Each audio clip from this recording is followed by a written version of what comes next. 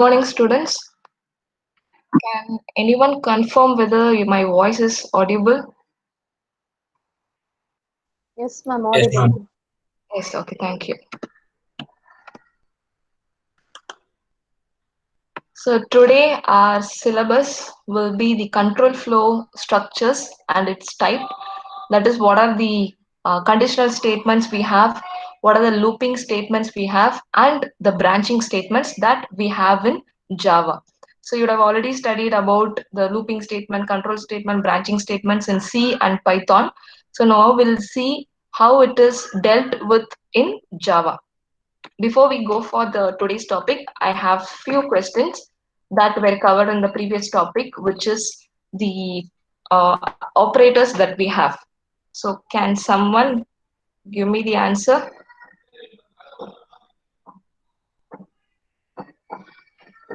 If P equal to 10, then the output of the expression C equal to P plus plus,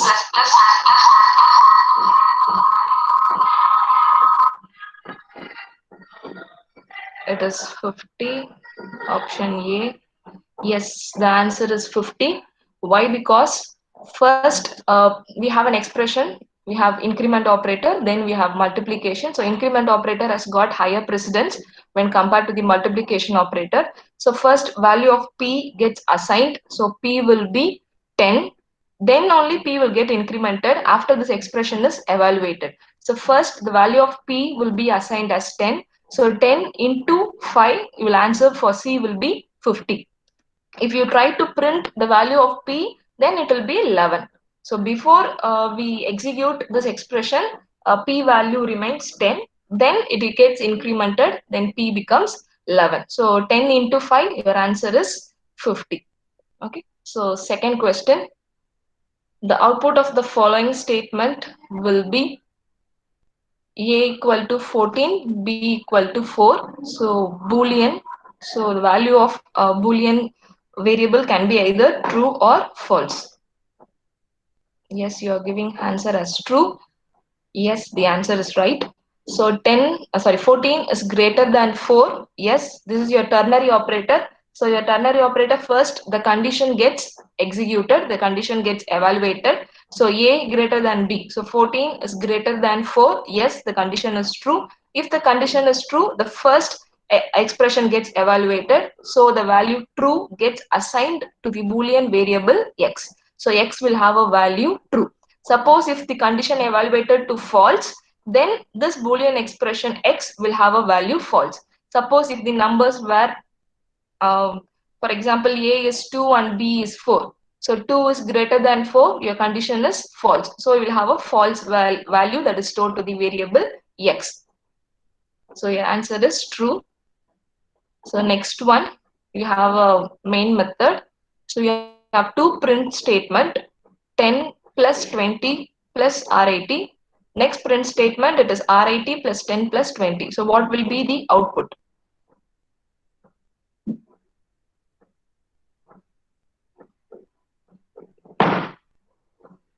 Just think and give me the answer.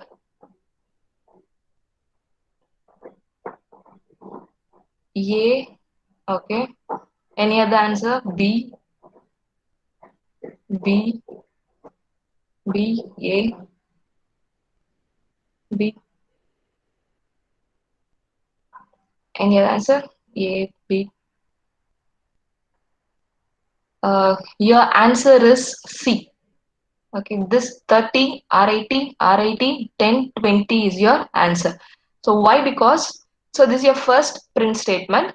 So your plus operator always, it has associativity of left to right. So first 10 plus 20 will get evaluated. So this expression 10 plus 20 first gets evaluated. So you get a value 30 plus R80. So now R80 is a string. So this becomes a string concatenation operator. So here your plus acts as arithmetic operator, and 20 plus R80, your plus operator acts as a string concatenation operator. So the output of first printf statement will be 30 plus R80, which is 30 concatenated with R80. Next, you have the second printf statement, where first you have as a string. Okay, so associativity of your arithmetic operator is from plus is from left to right. So RIT plus 10. So this acts as a string concatenation operator. A string plus an integer will result as a string concatenation operator only. So RIT plus 10. So it is the output will be RIT 10. So since you have a string concatenation, this plus 20 will also act as a string concatenation operator. So your output will be RIT 10, 20. So your answer is option C. When you have a string plus an integer operator, it will be treated as a string concatenation operator. If you have two integers, then it is not, you don't have any issue. You will have it as arithmetic operator. So 10 plus 20, you will get it as 30. But when you have a string plus some operator, then it becomes a string concatenation operator and it doesn't act as a normal arithmetic operator. So the answer for this will be option C. So 30 RIT, then RIT 10, 20. If you have any doubt, you can ask me. I hope it is clear. Okay, I move on to the next question. Which of the following is not an operator in Java? Instance of, size of, new, and then your unsigned right shift operator. Which is not an valid operator in Java? B. Okay. Any other answer? Only few are answering. Others, give me the answer even if it is wrong. No issue. D. No, you have this right shift operator. There is unsigned operator. Your new operator. No, C is not the answer. C, new operator is used to allocate memory for your objects in a class. So you have new operator. So the answer is B. Size of operator. We don't use size of if we have the size already predefined. That is, int will be 8 byte, long will be 16, and so on. Okay, so the size is already predefined. So instance of is used to check whether the operator, that is, whether the object belongs to the particular class or not. Size of is not a valid operator in Java. New is used to allocate memory for the objects, and this right shift, unsigned right shift operator, does the work like your right shift operator, but the MSB bits, the most significant bits, are always given zeros, are filled with zero. Empty bits are always filled with zero. Okay, so the answer is size of operator. So next we'll start with today's topic, which is control statements that are available in Java. So these are the different statements we have. In decision making, we have if else, nested if, switch, and then you have else if also. Next, we have looping statements for, while, do while. You see that you have for each here. Okay, for each is similar to we use for in Python also. When we want to iterate between the list or directory in Python, we will use for each. It is similar to what we use in Python. So for each is used to iterate through the arrays or the uh, elements that we have in array. Okay, it just iterates between the different elements. If you don't want to modify the elements of an array, you just want to iterate between them, then we can use for each. So next, while, do while. So last one is branching statement, break and continue. So these are the control statements we have. So first we'll see the decision making statements. So the first decision making statement is if statement. So if the condition is true, then the code that is belonging to the if statement gets evaluated. So this is your syntax and this is your corresponding flow chart to indicate the if statement. So if your condition is true, then the true statement gets evaluated. If the condition is false, then whatever code you have after the if statement, that gets executed. So here we have not specified what will happen if the condition fails. So to overcome this, we go for if-else statement. So in if-else statement, if the condition is true, then the true statement gets evaluated. If the condition is false, then your else statement gets evaluated. So this is how the if statement flow chart looks like. So if the condition is true, then the true statements after the condition gets evaluated. If the condition is false, then the else part of the if statement gets executed. And after these things, whatever you have statements after the if statement, that gets executed. I'll give you example for each and I'll explain it. So I'm going to write the program in Notepad. Okay, then I'll explain with command prompt. I'll run it. So I have already set my folder and I have set my path. So my program will reside in desktop. Okay, and inside the folder Java program, and I have set path in order to link between the program and the compiler. So your compiler resides in the bin directory. So in order to link them, I've given set path. So I'll take a notepad. Since you are beginning, you try to practice your programs in Notepad, then you can go for any IDE that is available like Eclipse or NetBeans. So inside my main program, okay, main function, I just get two values. So int a, which is 10, then I give int b, which is equal to 20. So I'll check whether a is greater than b. So if a is greater than b, then I'll give system.out.println. I'll display a is big. Okay, your printf statement. Then inside the else, I'll just display system.out.println b is big. This is your simple if else statement.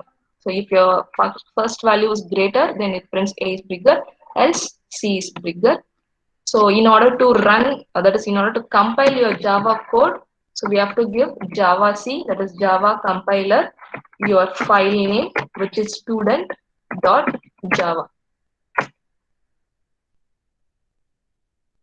Your file name and your class name will always be the same. So it is compiled, you don't have any error. So next, in order to execute your Java code, we have to give Java, then your file name. So Java student. So I've given A as 10 and B as 20. So obviously else part gets executed and it prints that B is bigger. Yeah. So this is your simple if else statement. So again going back.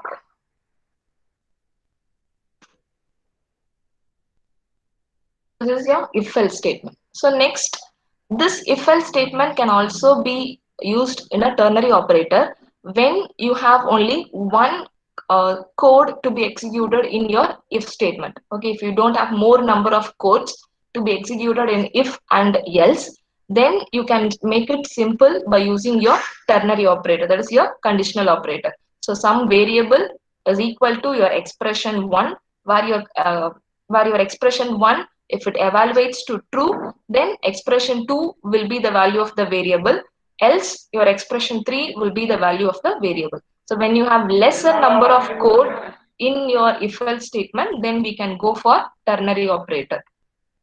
So next is else if ladder, if else if. So if you want to have an if statement with the else block, then we can have this elif statement. So if the condition is true, this first code gets executed, else again in your else part, if you want to check for a condition, then we will use else if. So else if condition 2, then whatever code is to be executed. So this goes on. So at last you will have the else part. It is not compulsory to have this else because it can be treated as a normal if statement also. So it is not always compulsory to have this last else part. So you can have if, then in your else part you can have a condition. So this flowchart will clearly explain how the else if works. So first you have condition 1. If it fails, then condition 2 is evaluated. Even if condition 2 fails, you have the nth condition that is to be checked. Even if the nth condition fails, you can have this false that is statement that is to be executed if the nth condition fails. So if the condition is true, the corresponding true statements get executed. I'll give you one example. So if assume that you have two numbers, A is 10, okay, one single number. I'll check whether the given number is a positive number or a negative number or a zero. So if you want to check, I'll check whether the number is either positive or negative or zero. So either one of the condition is to be only executed. So if A is greater than zero, so which means that the given number is a positive number. So system.out.print, so I'll say that A is positive. So if A is not positive, so I'll give else. Again, I'll check whether A is less than 0. So which means that the given number is a negative number. So system.out.println B is negative. Sorry, A is negative.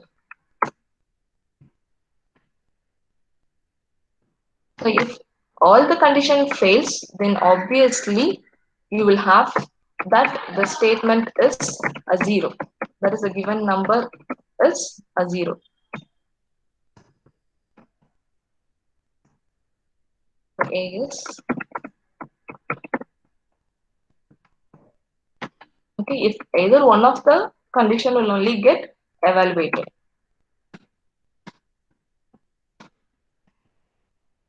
Again, compile your code. So whenever you do any modification in your code, you'll have to compile it from first, then you will have to execute it. So A is positive since I've given the number A to be 10. Suppose if I give the number A is 0. So whenever you do any changes in your code, compile it, then again run it. So A is 0. Yeah. So depending on your condition, your statement gets evaluated. So this is your else if you want a condition to be evaluated in your else part, then you have to use else if ladder. The next is nested if statement. If statement inside another if statement is nested if. It can be used when you want first condition to be evaluated. First, you should be eligible to enter into the engineering course. Okay, you'll have to get a particular score. You'll have to, at least you should study computer science as a subject. So in order to get into your +1 as a computer science student and so on. And for a medical, you should have biology as a subject in your +2. So likewise, the first condition, if it is true, only then your second condition is to be checked. Only if you have studied biology or zoology as one of the subject in your +2, you are eligible for getting admission into a medical college. Later on, you will see whatever aggregate marks you have got. Depending on it, you will get the seat as per your aggregate marks. So if the first condition is true, only then the second condition. If you have not studied biology or zoology as one of the subject and you apply for a medical seat with computer science as one of the subjects, then you might not be eligible even though your aggregate mark is larger. So that is your nested if statement. If the condition is true, first condition is true, only then the remaining condition will be evaluated. Okay. So next one is switch statement. So switch statement can be used when you have more number of options that is to be taken into consideration. See, when you have if else, you have two options. Either it will be true or it will be false. If you have else if ladder, you have so many options. So your else if ladder will make a code look complicated, even though your code might be easy, but for a third person to look into your code, it will be complicated. So if you want to avoid that, we can go for switch statement. So when you have multiple options to be executed, then you can use the switch statement. So the syntax is you'll have to give an expression. So this expression that is to be given in a switch can be the normal primitive data types like byte, long, int, and so on, string, characters, and so on. But you cannot give a Boolean value in a switch expression. Okay, it cannot evaluate to a boolean value. So next you have case 1. So what is the code to be executed? Next you have break. For every case you are supposed to give break. If you don't give break in any of the cases, then all the cases will be executed until it finds break statement. Why? Because a break statement will stop your current iteration. So if your break is omitted, all the cases that are after your true case statement will get evaluated until it finds a break. If you don't find a break, then your default statement will also get executed. The switch, you have some expression. If the expression evaluates to one of the cases, that case will get executed. If you give break in the case, then only that particular case will execute, and your code, that is your switch statement, that is code after the switch statement, will get evaluated. But if you omit this break statement, the expression is evaluated among the different cases. Whichever expression is equal to the case value, that gets executed. If you don't give break statement, then all the cases of the switch will get executed until you find a break statement. If you don't find a break statement, then everything until you have default, all the cases will get executed. That is your switch. So this flowchart explains how the switch is evaluated. So you have an expression. So case 1, if it is matching, then the statement gets executed. Then you give break. So when you find a break, it comes out of your switch statement. So if you don't find any matches, then automatically your default case will get executed. So default case, you need not give a break because it will be the last statement. If all the cases don't matches, obviously you will have default. So it is not compulsory to give break statement in default. So before we go for loop, I'll show you a simple example for switch. Let me have A, which is equal to 10, and switch A, then case 10. I'll give system out dot println equal to plus 10, and I'll give break. To make it more clear, your visibility, I'm just giving like this. Your first statement is system.out.println, and then you give break.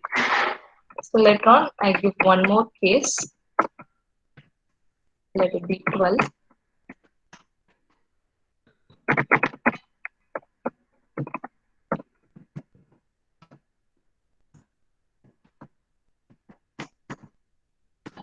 Then you have break. So last I have a default.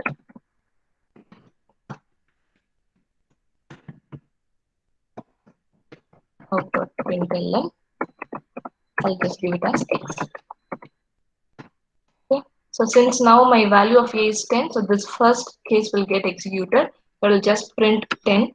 So let us see the output. Compile your code. If not given close parenthesis.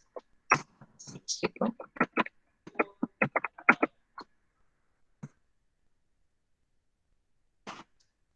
Mistake.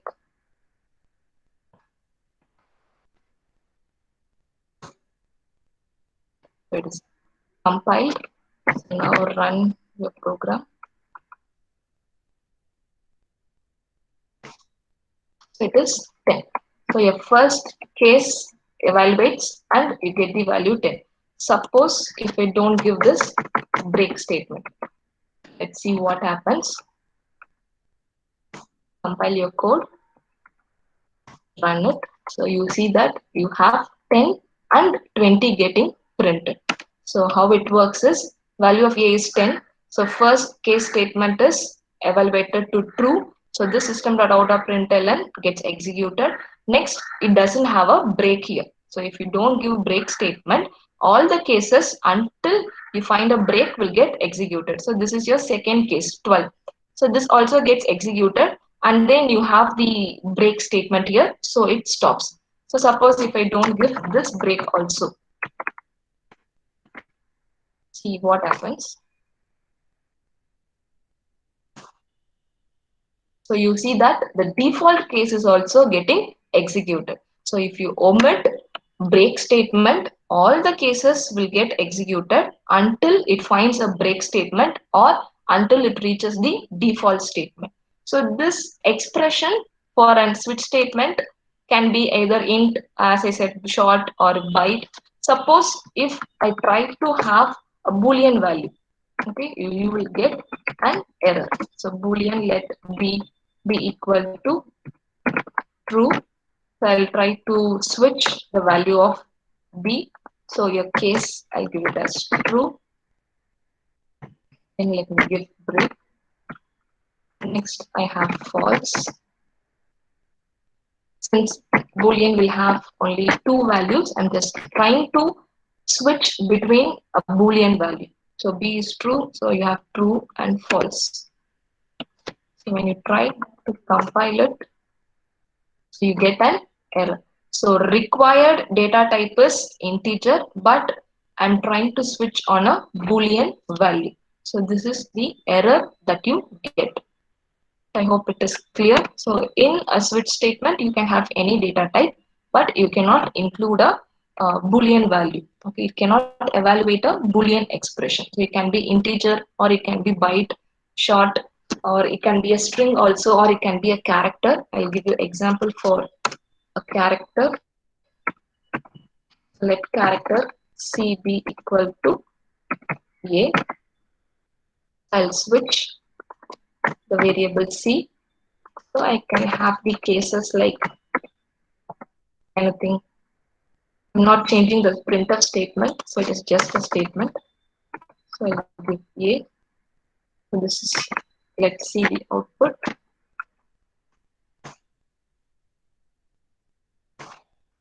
Value is 20.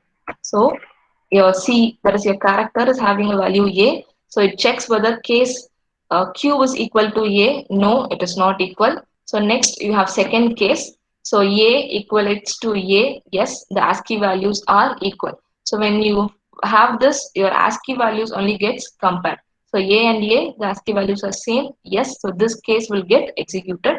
And I've printed the number as 20. So I've given break, so this default will not get executed. So if I omit break, so a default statement will also get executed. So likewise, you can also have string. I can have string C equal to um, hello. So string is always given inside double quotes, and your characters are inside single quotes. So I will have the first case as hello, and second case as hi. So now your first case will get evaluated, and you will have the value as 10 getting printed.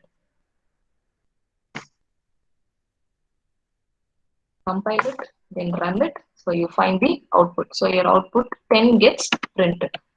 So this first case evaluates. So you can have all the all the data types for a switch, but not a boolean.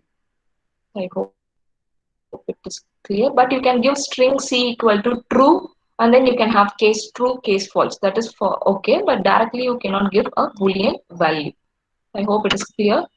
So we continue the looping statements that we have. So first, why we need a looping statement and when we need a conditional statement. So when you will need a conditional statement is when the condition is to be executed only once. When your condition is to be checked only once, you will need the conditional statements. Suppose if you want a set of code to be executed more number of times and your condition is to be executed more than one possible ways, then you will have to use for loop. So for loop, that is your looping statements, will be used when you have more number of statements to be executed more than once. If you have the conditions to be evaluated only once, then you will have the if statement or switch statement that can be used. But if you want the condition to be evaluated more number of times, Okay, condition until the condition fails, you want to evaluate some set of code, then you will have to use looping statements. So in looping statements, we have for, while, and do while. So do while is not available in Python, but we have do while in Java. So for loop, when you will use it is when you know the number of times your iteration will execute. Okay, if I want to print the numbers from 1 to 10, so I know that the iteration number of times the for loop will execute is 10. So when you know that the number of iterations in prior, then you can use for loop. When you don't know the number of times you will iterate, then you can use while loop. Okay, so for loop can be used when you know the number of times you will have to iterate. That is best when you use the for loop. If you don't know the number of times you will iterate, then you can go for while loop.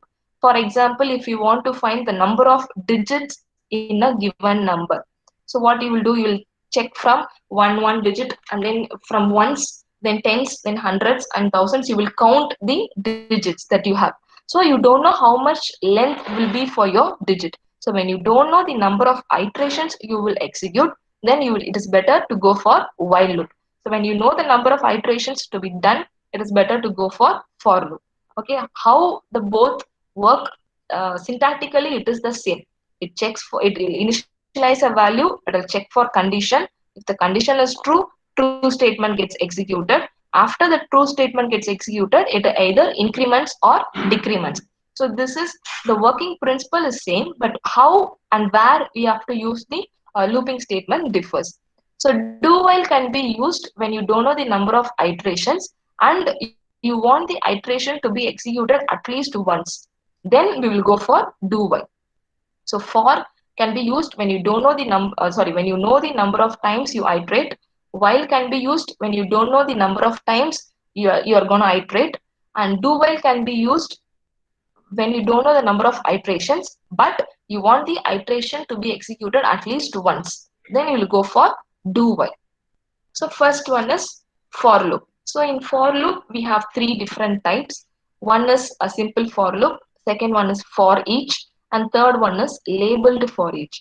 So simple for loop is what we use normally in C program. So for I equal to some value, then you check for the condition. If the condition is true, the true statement gets executed. After that, it again increments. Once it increments, it checks for the condition. If again it is true, the true statement. If the condition is false, it exits your for loop. So that is your simple for loop. So second one is for each.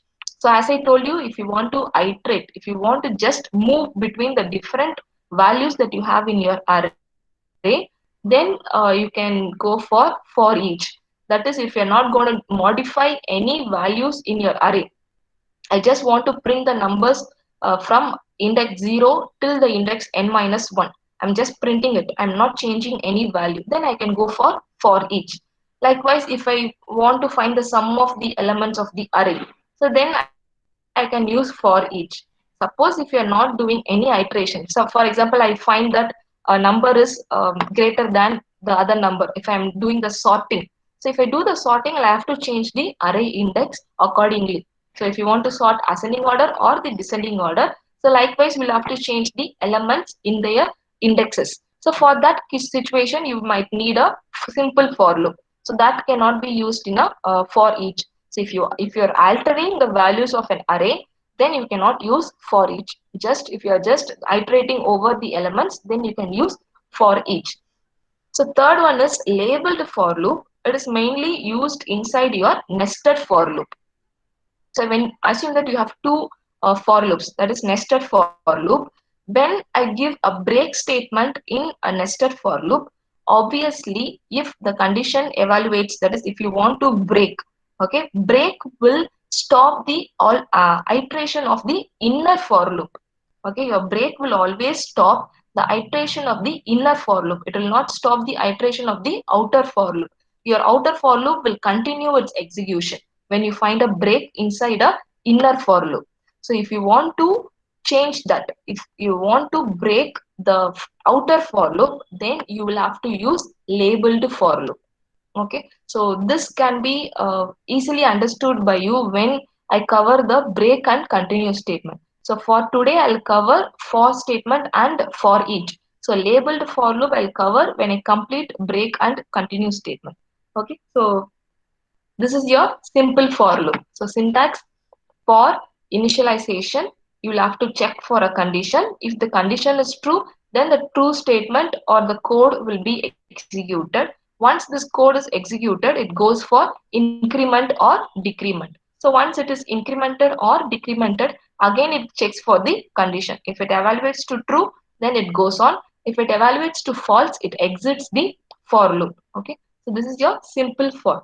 So last one is for each. So for each is used when you want to move between the different elements of the array. So collection is an advanced topic which we'll see later. So first, as of now, so as use you just assume that for each is used when you want to iterate between the elements of the array. So it automatically increments the value by 1.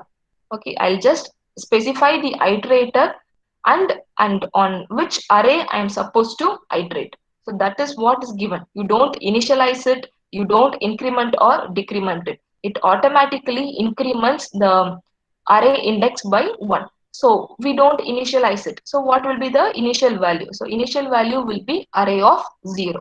So the first element will always be initialized.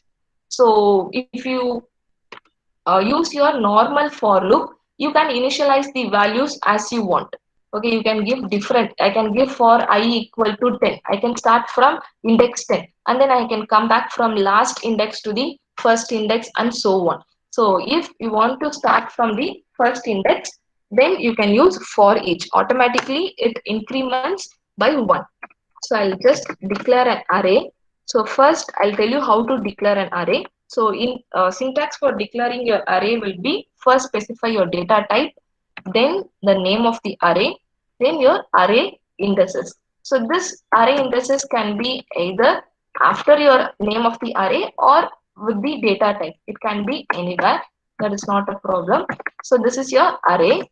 This is equal to whenever you want to allocate memory for any variable. So array is allocating the memory using your new operator. So new, then what is the data type of this array and what will be the size of this array. Okay, so this is how you declare a normal array. So data type, your array name, then your array parent indices equal to new, your data type, and then size of the array. So this is a array where the size is fixed. And you can, like how you use your for loop, you can use the for loop to scan the values that you want inside a array. So here I'm not going to iterate. So what I'll do is I will statically declare the values of the array. So if you want to statically declare the values of the array, you need not specify the size of the array. Always remember the size of the array will only be on when you have this new operator. You cannot give the size of the array on the left side.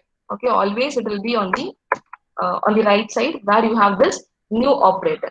Suppose if I want a static array where the value is already declared, then you should not specify the size, just initialize the values that this array is gonna hold.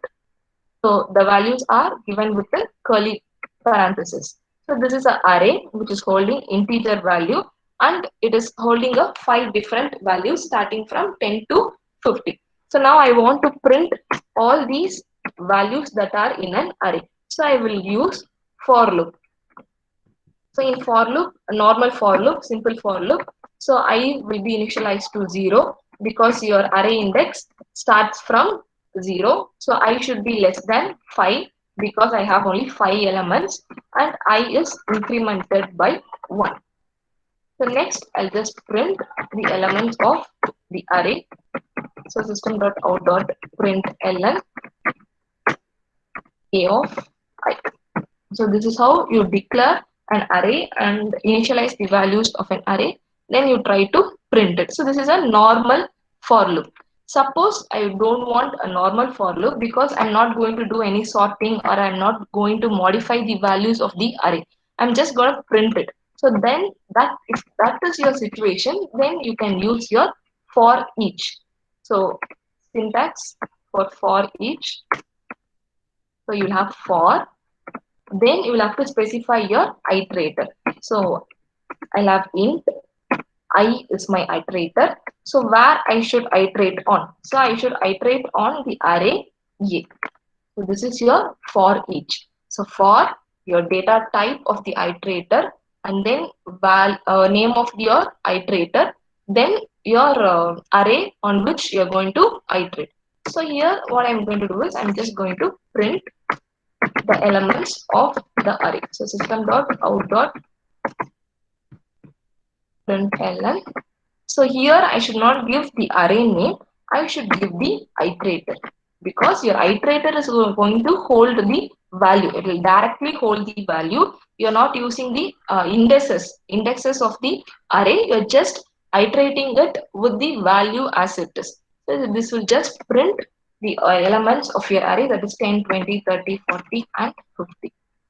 I'm compiling it. Just run this. So this is your output. So all the elements are printed. So likewise, I can also use this to find the sum of the elements of the array. So I can give int sum equal to 0. So here, instead of printing the value of I, I'll just add the elements. Sum is equal to sum plus I. It is not array of I, because your index is not directly specified by I. So your I is an iterator where you specify the values of the just a minute, where you specify the values of the array. So next, after your for loop, print your sum.